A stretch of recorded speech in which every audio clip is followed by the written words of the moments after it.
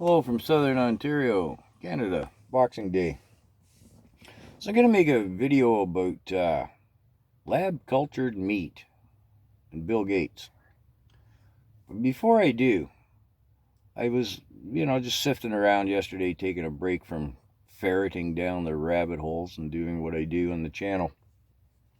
I saw a video that said comparing sociopaths to psychopaths.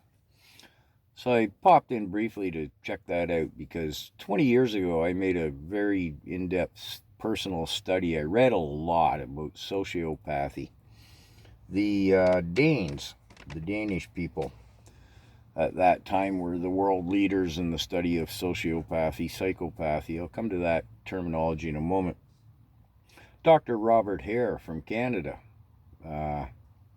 he's still the go-to guy, world renowned. He developed the, PCRL-2 sociopathy test. I think that's what it's called, something like that. Anyways, back in 20 years ago, I'll say in Robert Hare's day, he said 1% of the population are sociopaths, but that number was increasing due to a lot of societal factors, the breakdown of the nuclear family and a host of other issues. But that 1% is back to the title, the global elitists, 1%, who own 99% of the world's wealth and consider the rest of us useless eaters. Just remember that 1% figure. And now I'll come back to sociopathy and psychopathy. 20 years ago, the psychologists who studied sociopathy and psychopathy, they termed it the same. It was just two different names for the same thing. They preferred sociopathy because they didn't want the courts to use psychopathy as an excuse. Well, you can't help that he murdered those people. He's a psychopath. That sort of thing.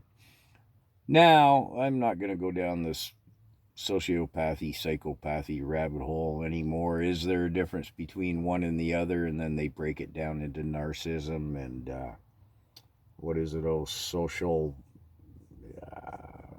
something or other. Yeah, whatever. I forget the terminology. The 1%ers, and I don't mean the clubbers. Don't take me wrong, the guys with a leather vest and the 1% patch. I'm talking about the 1% who refer to themselves as global elitists, but really are sociopaths. Anyways, just a prelude into lab-cultured meat and Bill Gates.